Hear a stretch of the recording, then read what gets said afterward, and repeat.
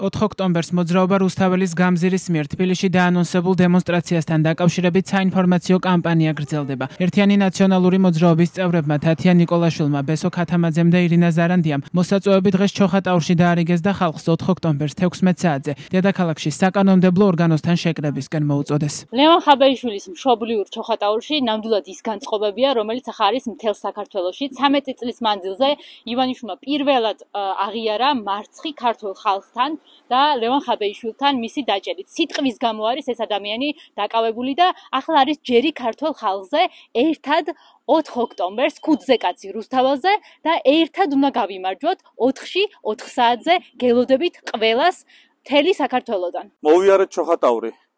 ხალხში არის ნამდვილი ცვლილებების ძალა.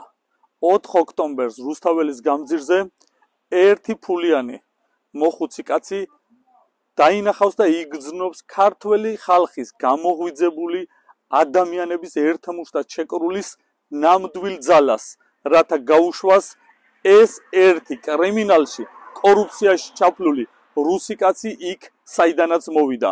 საქართველოს გამარჯვებისთვის 4 ოქტომბერს ველოდებით ყველას რუსთაველზე.